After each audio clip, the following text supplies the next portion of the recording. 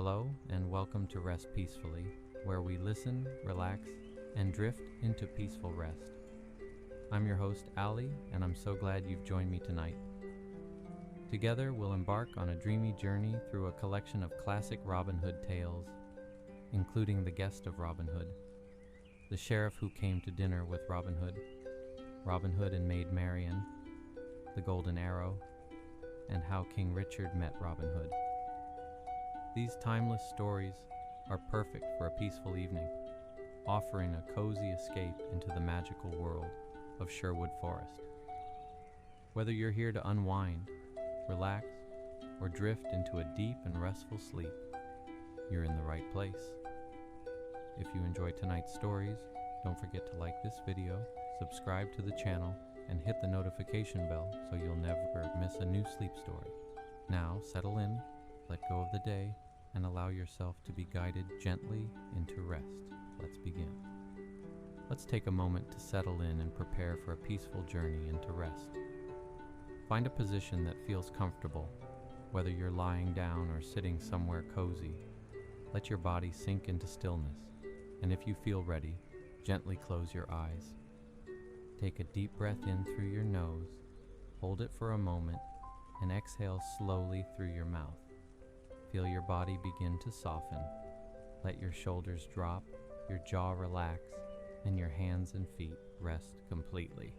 Now, allow your breathing to find a natural rhythm, steady, calm, and easy. Focus on the gentle rise and fall of your chest. With each breath, imagine tension melting away, leaving you feeling lighter and more at ease. If your mind begins to wander, that's okay. Just gently bring your attention back to the rhythm of your breath. You're not in a hurry. There's no rush here. All you need to do is relax and let go. Sometimes falling asleep can feel difficult, and on nights like those, it's important to be kind to yourself. Remember, rest isn't just about sleep. It's about giving yourself permission to unwind and be at peace. Tonight, you can use the steady flow of your breath to ease any lingering stress or worry, helping you drift into a state of calm. As you listen to my voice, feel the day's tension gently fade away. Picture it floating off like leaves carried by a quiet stream, leaving only stillness behind. Now, let yourself feel a sense of gratitude for this moment, a time you've set aside for yourself to rest and recharge. You deserve this peace, and it's yours to enjoy. In just a moment, we'll step into the magical world of tonight's story, The Guest of Robin Hood. It's a timeless, wintry tale, perfect to lull you into a good night's sleep. Take one last deep breath in, and as you exhale, feel yourself drifting closer to rest. You're ready now. Let's begin. The Guest of Robin Hood. Of all the thieves and highway robbers who have ever lived, by far the politest was Robin Hood. He liked to entertain those he robbed as guests in his own home, although his home was a rough camp in Greenwood, which was in the thickest and darkest part of Sherwood Forest. His table was always heavy with rich food and wine. He was very choosy about those whom he invited to his lair. He only liked to rob the best sort of people: nobles, knights, barons, and leading figures of the church. He treated his victims with such great courtesy and hospitality that afterwards some of them said that it had been a privilege to have been robbed by Robin Hood. One day, Robin and his men had been out shooting game in the king's forest. It was this habit that had made them outlaws in the first place, for the king's brother, John, had declared that all the forests belonged to him, and anyone who hunted there without his permission would face severe punishment.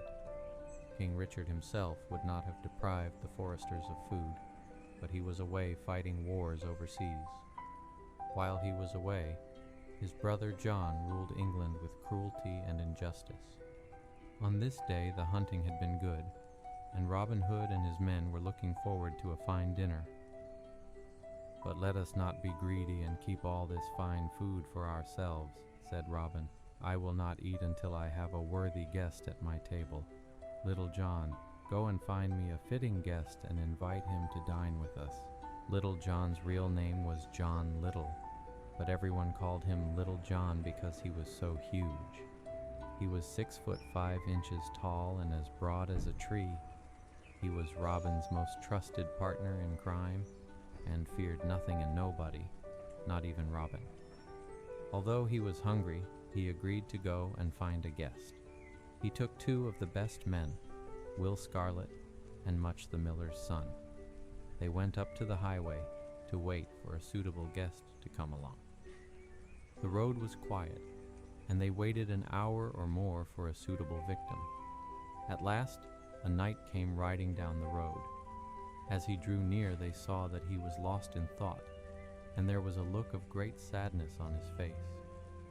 The 3 men jumped out and pointed their arrows at his chest.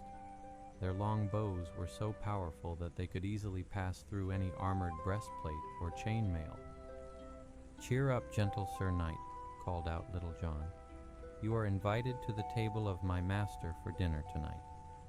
The knight was startled and replied, "But I plan to dine in Barnsleydale tonight, for tomorrow I must go to see the abbot on urgent business."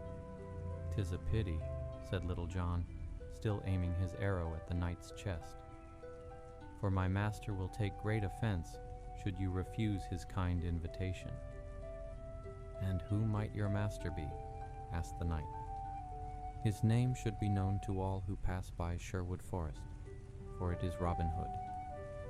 "In that case I shall come," said the knight, "for I have heard much about him." Will Scarlet placed a blindfold over the knight's eyes, and they led him through the forest to the hideaway. Robin greeted the knight with great courtesy. "Welcome to Greenwood, gentle Sir Knight. All ours is yours." They washed their hands together in the stream, and then they dined on pheasant, trout, cuts of venison, and barley bread, then swilled it down with plenty of red wine. "I have not eaten such a dinner in these last 3 months," declared the knight, "and if you visit my castle, I shall make you a fine feast in return." "Ah," said Robin, "I would much prefer, kind sir, that you paid before you leave, for it is the custom in Greenwood that a peasant's son such as I should not pay for a knight."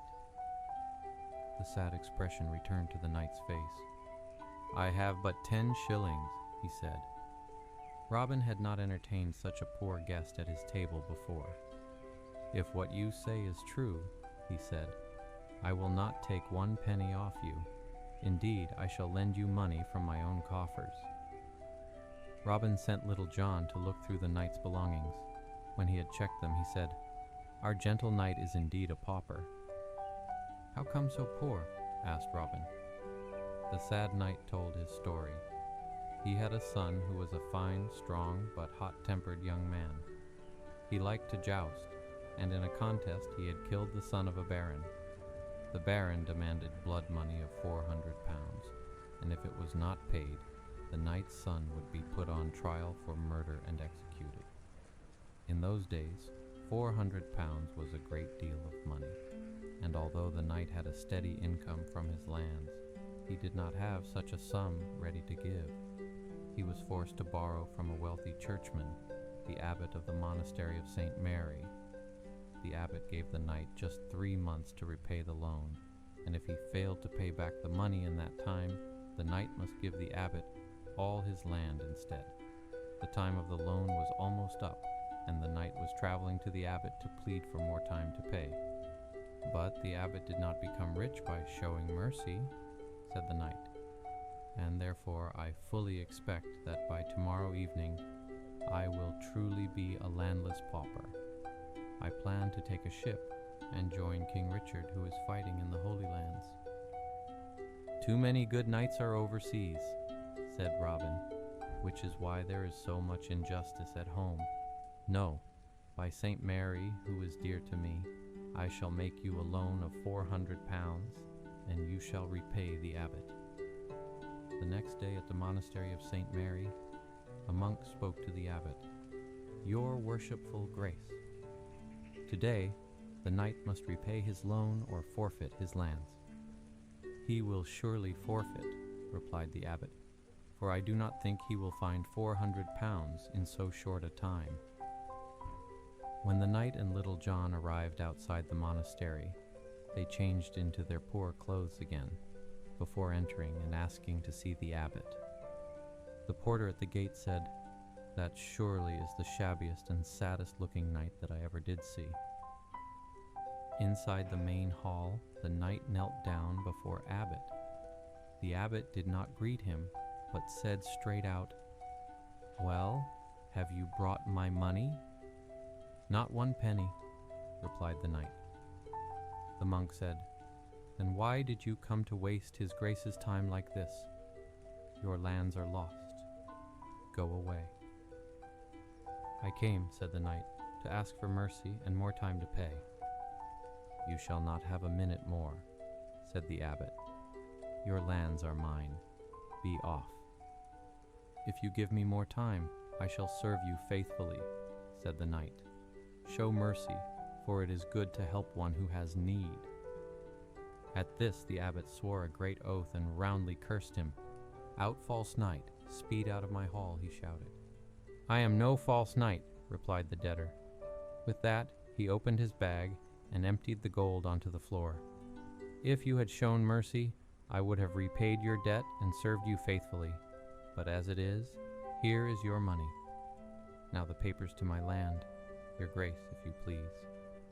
The abbot had no choice but to hand back the deeds to the knight's land, although he was sorry to do so, for it was worth a good deal more than 400 pounds in gold. 2 days later, the knight returned to his castle, wearing his sad expression. "Are we paupers?" asked his wife. "No," said he, brightening up. "We are saved. God bless Robin Hood." A year passed, and the knight gathered together 400 pounds to repay his debt to Robin. He also made 100 arrows and had them plumbed with peacock feathers as a gift, to show his gratitude. A good friar arranged a meeting with Robin beneath a great oak tree in Greenwood. On the way, the knight stopped to watch a wrestling match between the son of a nobleman and a peasant. The two men pushed, grappled, arm-locked, tripped, and threw each other, but the peasant was the stronger, and he soon had the nobleman's son pinned to the ground and unable to move. He claimed his prize, a pound in gold, but the nobleman's friends would not pay. Instead, the judge of the contest drew his sword and was about to kill the peasant for his impudence. Seeing this, the knight rode up and declared, "The man that harms the victor of this match will have to contend with me." The nobleman's friends did not want to take on a knight, and they released the peasant. "Follow me," said the knight, "and I will take you to join Robin Hood and his men." The peasant agreed, for he knew that if he did not, the noblemen would get him later. The knight arrived late for his meeting with Robin, and when he explained what had delayed him on the way, Robin said, "Gentle Sir Knight, consider the 400 pounds a gift, for I will not accept a penny from a man who stands up for justice." "Then take these," said the knight, and he showed Robin the 100 arrows plumbed with peacock feathers. That evening, the gentle knight was a guest at Robin's table for a second time, and they feasted until they could eat no more. The sheriff who came to dinner with Robin Hood liked to invite guests to dine with him at his table in Sherwood Forest. If his guests were rich and powerful, he would ask them to pay for their dinner with gold or jewels, but if they were poor or down on their luck, he would help them out with money from his own coffers. In this story, I'll tell you how Robin entertained the Sheriff of Nottingham, who was very rich and powerful indeed. Robin Hood's most trusted outlaw was Little John. In fact, there was nothing little about him at all. He was huge. If there was one thing that he really loved, it was his food. In particular, he liked to eat venison, which is the meat of deer. There were plenty of deer in Sherwood Forest, but it was forbidden to shoot them by punishment of death. The law didn't stop Little John because he feared nothing or nobody. Sometimes he would arrive at Robin Hood's lair with a bag full of hares, partridges, and pheasants, and he would say to Robin, "Come on, my friend, let's get a good fire going. I'll soon have these ready for roasting, and what a fine dinner we shall have." But quite often Robin would make Little John wait for his dinner until a rich and respectable guest had come to join them. At those times, when Little John was hungry, he would become very tetchy and bad-tempered indeed. All the other robbers who lived with Robin Hood would stay out of his way, because nobody wanted to get into a fight with a man as big and strong as Little John. One day, Robin asked Little John to go into the city of Nottingham to see if he could pick up any news or gossip. It so happened that on that same day, there was a shooting competition in the marketplace. Little John could not resist a chance to show of his skill with his bow and arrow, and he paid the fee of 1 penny to join the contest. Each archer had to shoot an arrow into a post. Those who missed dropped out, and those that hit it went on to the next round when the posts were moved further back. Little John split 6 posts down the middle with his arrows. Nobody else could match him. The Sheriff of Nottingham gave him the first prize and declared, "This man is the best archer that I ever did see. Say now, my hardy young man, what is your name and where were you born?" "I was born in Yorkshire," replied Little John, "and my name is Reynold Greneliff." "Well then, Reynold Greneliff," said the sheriff, "come and work for me. I will pay you 20 marks a year and give you food and shelter." If he had known who Little John really was, he would have taken him not to his house, but to the jail.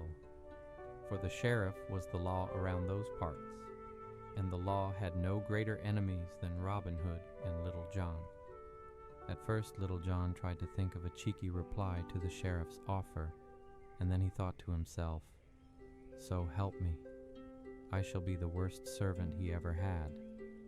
And he said out loud, "I thank your lordship. I shall come to your house this evening and begin my service for you. I promise that you will never have another servant to the like of Reynold Greneliff." That evening Little John settled into his new home in the servants' quarters in the mansion belonging to the Sheriff of Nottingham. He had not eaten all day, and so he called out to the steward who was in charge of the dining hall, "Good steward, I pray, when will dinner be?" To which the steward replied, "There will be no dinner for you until the master gets back." "And when will that be?" asked Little John. "Not until next week, for he's gone hunting with the abbot." At this, Little John picked up the steward and began to shake him. "What? A whole week without food? That will be the worse for my temper and your head, for I swear I'll take a crowbar and beat you with it." The butler heard the row and came to give the new servant a clout round the ears, but when he saw the size of Little John, he held back. Little John pushed past him and kicked door open. Inside the kitchen he found a keg of wine, which he cracked open and began to guzzle from it. Then he seized a leg of lamb out of the pantry and started to tear chunks of meat off it with his teeth. The cook had not seen Little John before, and was amazed that a stranger should dare to burst into his kitchen and help himself to food and drink. He came up to Little John and gave him 3 good punches in the belly. Little John looked up and said, "Give me more of those? I like them well." Then the cook drew his sword, then Little John drew his. As neither would back away, they set about each other with their blades. Out on the road they fought, and across the green. Their clashing steel made so much noise that you might have thought that 2 whole armies were in battle. Their swords were made thick and strong for breaking open armor. Neither man grew tired as they wielded their heavy weapons for over an hour. "I swear by my true life," said Little John, "that you are the best swordsman that I ever did see. If only you can shoot as well with a bow.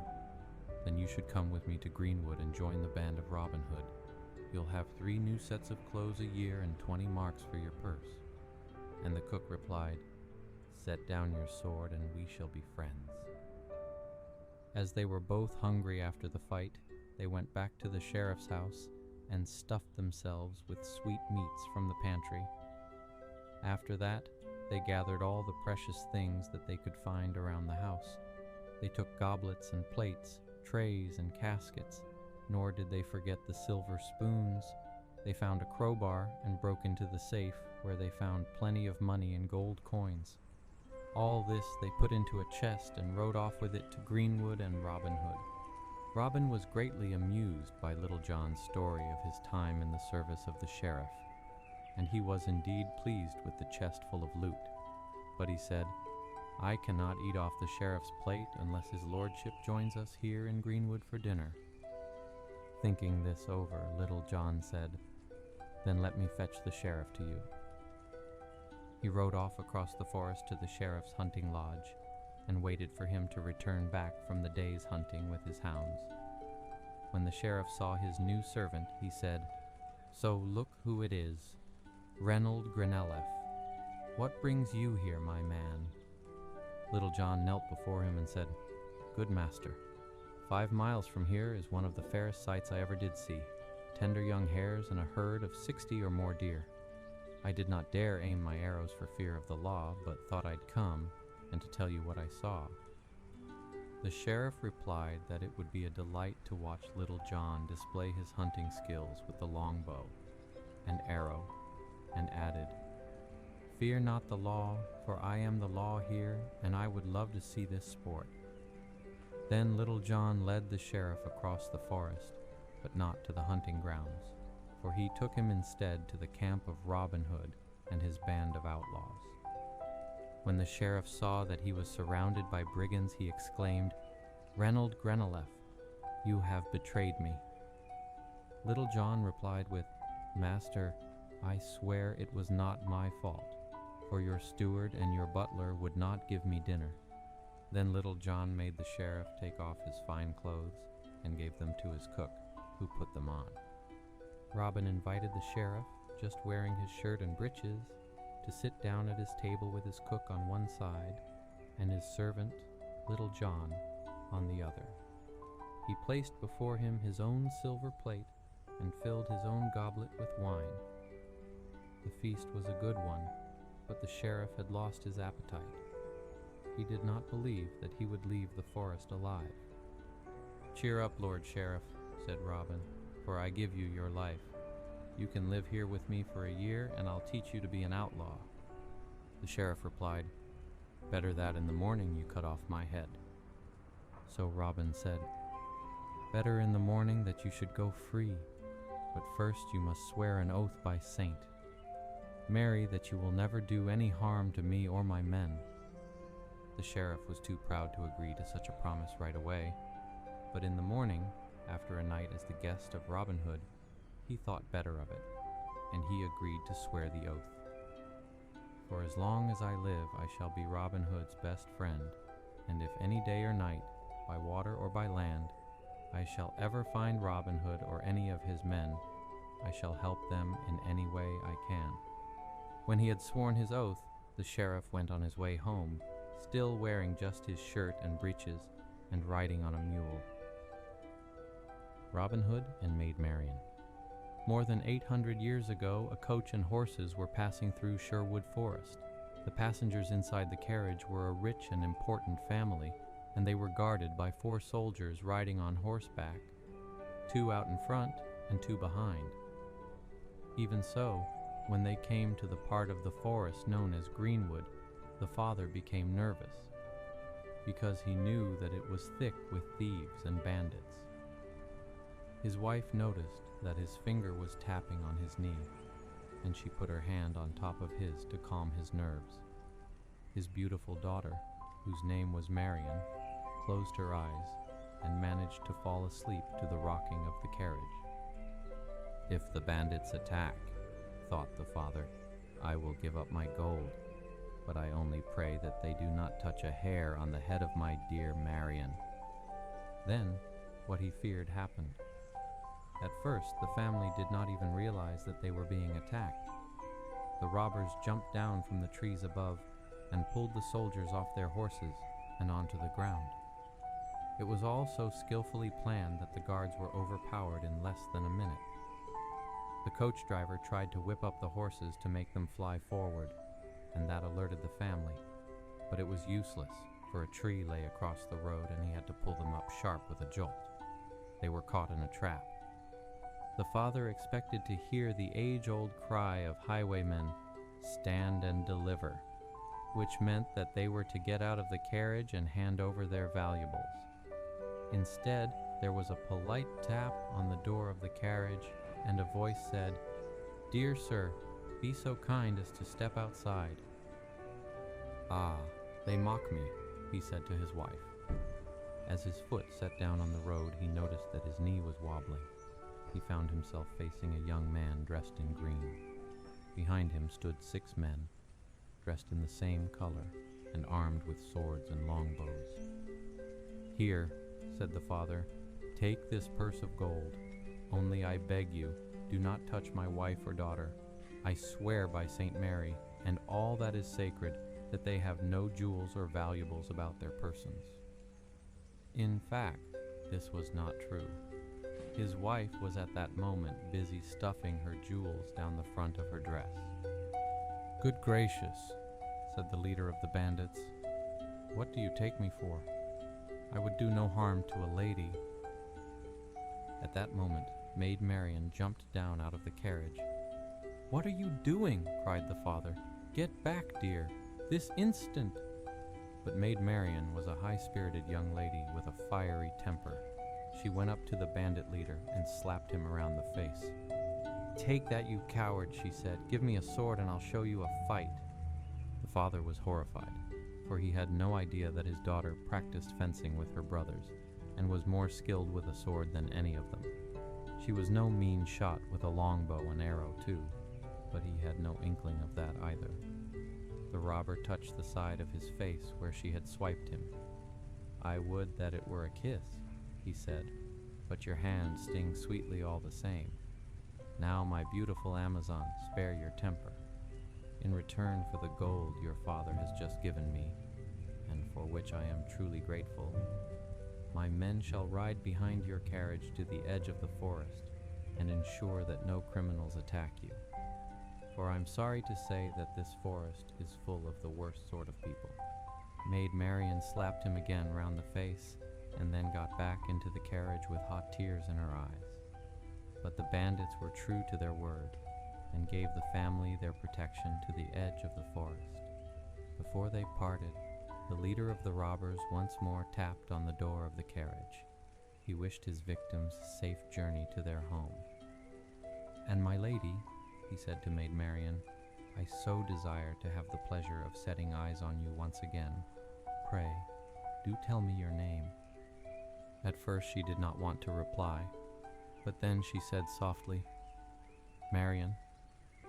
The robber said, "Well, dear Marian, this evening in Greenwood you have won the heart of Robin Hood," and with that he jumped on his horse and sped away. "The cheek of it," said the mother. But the father was almost relieved, for often bandits did far more harm to travelers than they had received. 2 months went past, and Marian's father and mother decided that it was time for her to wed. They began talks with a rich lord whose eldest son was good-looking, but extremely arrogant. When they told Marian that she must marry him, she was furious. "Do I not have any say in the matter?" she said.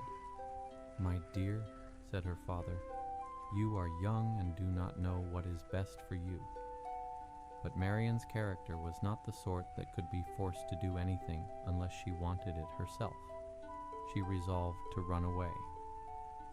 She knew that many of the local boys from poor families had gone to Sherwood Forest to become outlaws. Some were robbers, but others lived by hunting the king's deer, which was against the law. She cut her own hair, dressed herself as a page boy, armed herself with sword and a longbow, and rode off on the fastest horse in her father's stable. Nobody knew better than her that it was dangerous to ride through the forest, especially alone. But she did not care because she was so angry at thought of marrying a man she did not love or even like. "If I meet robbers, I shall fight them," she said to herself, "and if they kill me, my life will be little loss to me, for I am so unhappy in my heart." She rode deep into the woods.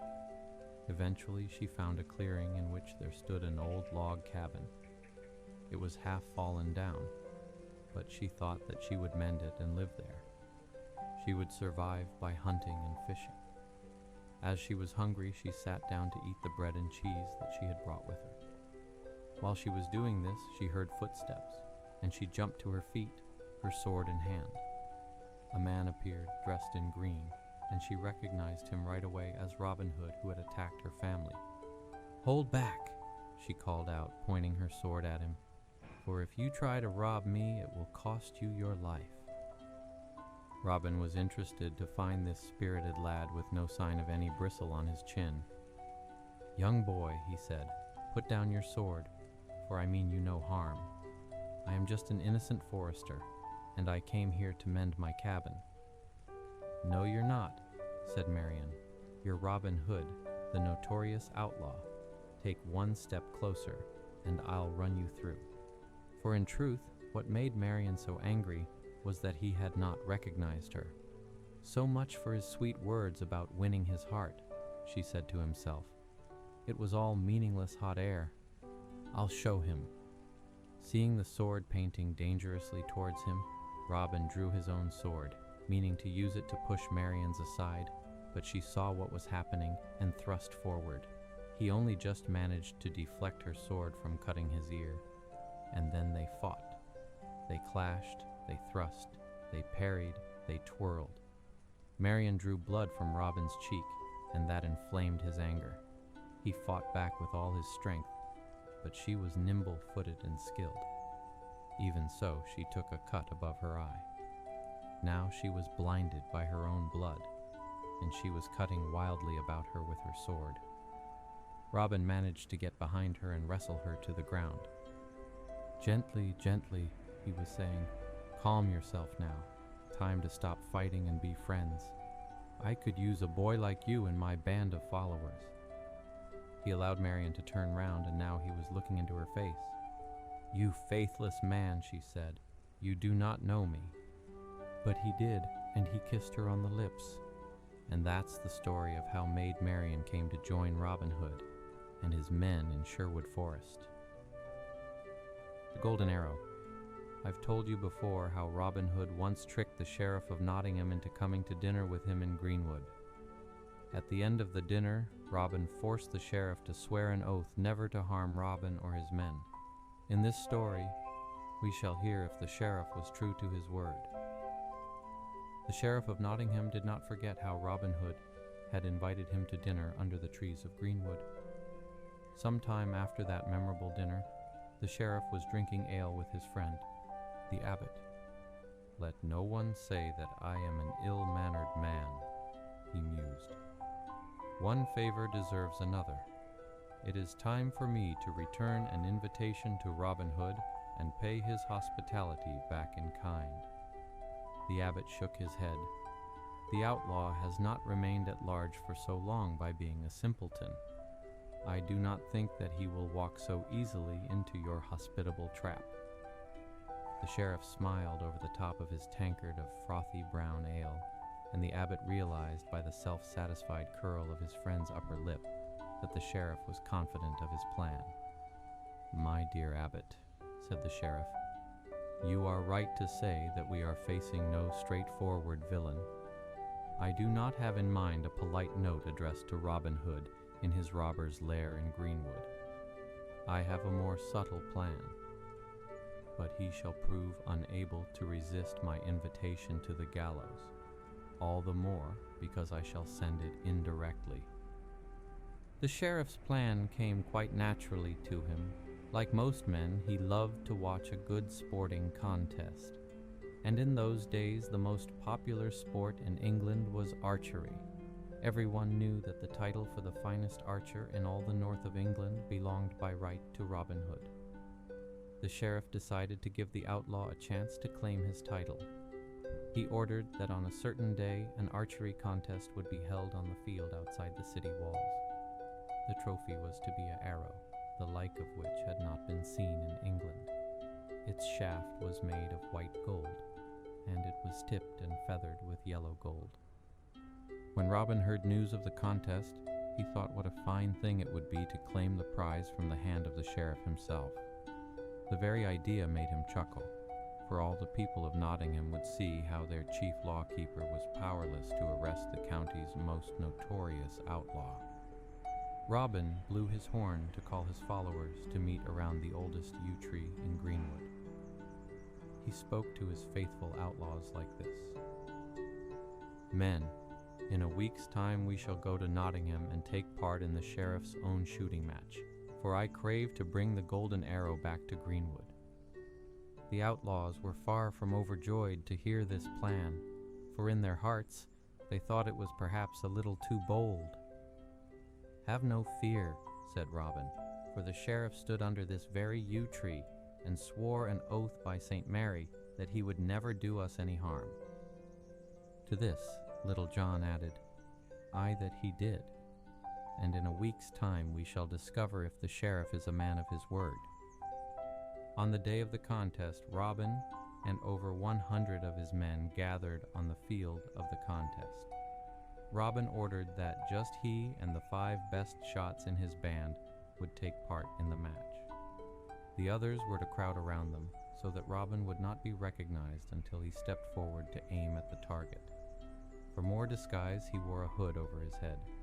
Little John, Much the miller's son, and Will Scarlet each stepped forward in turn to aim their longbows. Their aims were good and true. Then it was the turn of Robin. The sheriff was watching from his chair, and he recognized the villain right away, not from his face, which he could not see, but from the way he walked. He said to himself, "Soon Robin Hood will take his prize, and I shall have mine." Posts driven into a mound of earth served as the targets, and Robin split the furthest post with his arrow. Nobody else could strike true from such a great distance. At the end of the contest, Robin approached the sheriff to claim his prize. He accepted the golden arrow and held it above his head. The word had got round that the victor was none other than the most notorious outlaw in the north of England.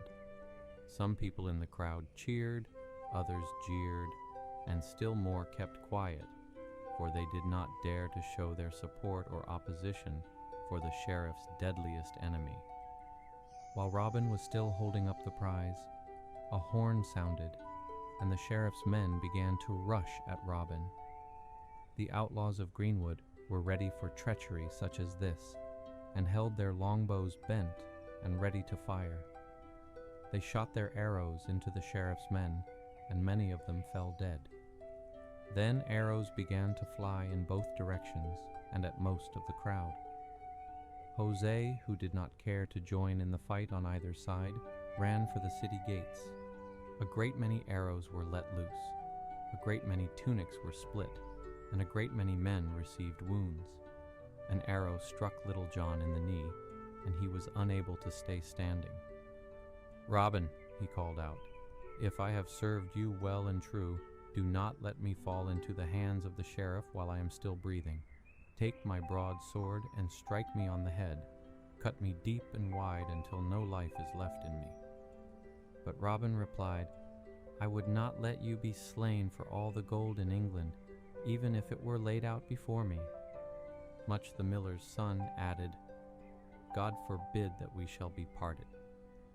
He took Little John up on his back and walked with him a mile, although he put him down every now and then to lose some arrows from his bow. All of Robin Hood's men were retreating now. They fought their way to the castle of the good knight whom Robin had helped when he was down on his luck.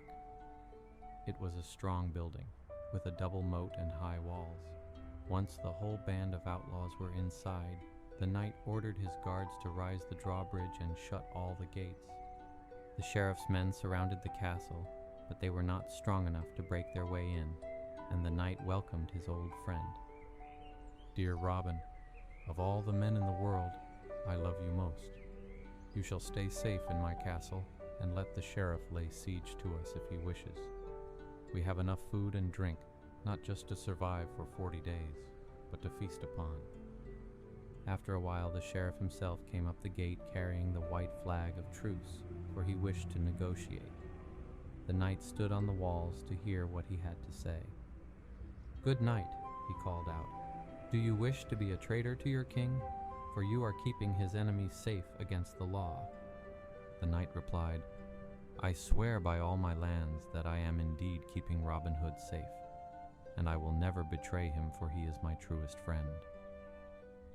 When the sheriff heard this, he called out that he would depart for London to speak with the king himself. In this case, he kept his word, for straight to London he went. When he reached court, he was granted an audience with King Richard, just returned from the wars in the Holy Lands. The king heard the story of how the notorious outlaws were being protected by one of his own knights, and he said to the sheriff, "Go home, proud sheriff, and gather the best archers you can find. I shall be in Nottingham within 2 weeks, and then I shall take this errant knight, for he is a traitor to both his king and to the law of the land.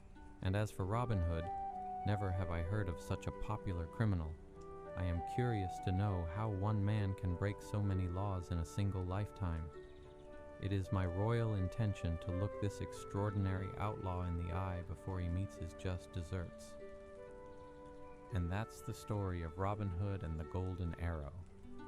And Bertie says that one day soon we shall hear about how Robin Hood met King Richard the Lionheart. How King Richard met Robin Hood. With the sheriff gone, it was safe to leave the castle, and Robin returned to Greenwood with his men, many of whom had been wounded. A day or two later, the knight went out hunting along the river with his hawks. The sheriff was waiting for him. His archers caught the knight at a bend in the river, and there was no escape. The sheriff took him back to Nottingham as a prisoner, bound hand and foot. When the knight's wife heard the dreadful news, she rode out to Greenwood to find Robin Hood and to beg him for help. "Dear Robin Hood," she said, "for Our Lady's sake, grant me this boon. Never let my wedded lord be shamefully put to death like a common criminal."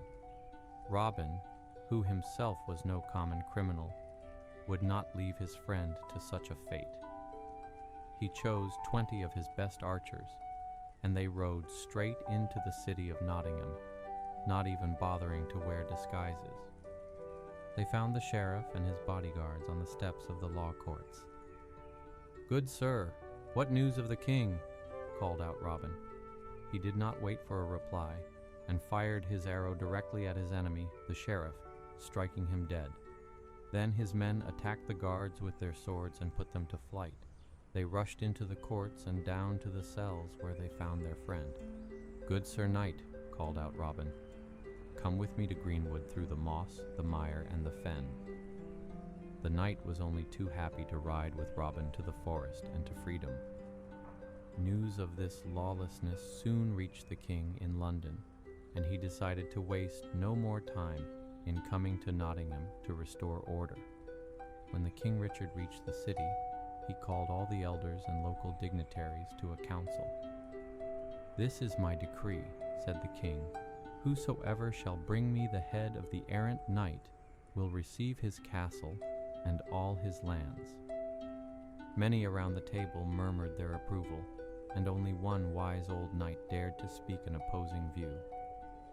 "My liege, there is no living soul in this country who may enjoy the lands of my fellow knight, while Robin Hood rides free with a bow in his hands." All had to agree that the wise old knight spoke nothing but the truth. "So, does anyone have a better plan?" asked King Richard, but no one around the table could think of one. That evening a forester asked permission to speak to the king. He was brought before his majesty and spoke as follows. "Sire, If you wish to meet with Robin Hood, you should take 5 of your best knights and ride with them to the abbey. There, put on monk's habits and then make your way to Greenwood. You will meet with Robin Hood soon enough." The king saw the cunning of this plan, for surely even the lawless Robin Hood would not fire their arrows into a group of traveling monks. Later that night, the king and his 5 best knights rode over to the abbey to borrow some clothes. The king chose a broad hat, which he wore over his crown, so that he looked like the abbot. His knights pulled monks' habits over their armored breastplates.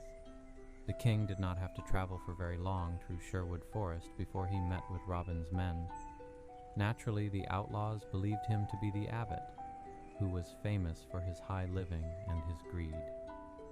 They brought him, together with the 5 knights dressed as monks, to their leader under the greenwood tree. Robin declared that the abbot must stay a while in Greenwood and hand over some of his gold for charity. The king in disguise replied that he was carrying but 40 pounds, adding, "For I have been in Nottingham this past week, and I have spent much gold entertaining the king." Robin divided the 40 pounds, half for the families of his men who had recently been killed or wounded, and the other half he returned to the man dressed as an abbot, saying, "Keep this for your spending. We shall meet another day." The king replied with an invitation to Robin to come and dine with him in Nottingham. Robin admired his spirit and replied, "Indeed I will. But for now, Sir Abbot, stay a while and dine with me under the yew tree." Robin blew his horn, and 7 men came and kneeled before him. He commanded them to stand up and draw their bows. The king thought that they meant to kill him, but happily he was mistaken. Robin declared that there would be a shooting match, and whosoever would miss the target should receive a blow. Will Scarlet, Little John, and Gilbert all hit true, but Robin missed his target by 3 fingers' width. Gilbert said, "Master, you must pay." "Indeed I must," said Robin, and turning to the abbot said, "My honored guest, do me the service of a blow." The king protested that he would do no harm to a good yeoman of the forest, but Robin said, "Dear abbot, you hit me with my full permission. In fact, I insist." Then King Richard the Lionheart rolled up his sleeve and gave Robin such a blow that he laid him out on the ground. It was almost a minute before Robin opened his eyes and was able to sit up. He was about to congratulate his guest on the strength of his arm when the king threw off his hat and revealed his crown. Robin and the knight recognized their king right away and kneeled before him. Shortly afterwards, so did all of his men. "Good sire," said Robin at length, "if I have shown you hospitality, grant me this boon. Pardon me and all my men for our crimes." The king gladly granted his royal pardon to Robin Hood. And that's the story of how King Richard met Robin Hood. Bertie says that most of our stories about Robin Hood come from an ancient ballad called A Jest of Robin Hood that was written around the year 1450. Although Robin Hood was a real outlaw who committed crimes, he was supported by the people because the sheriff was unjust.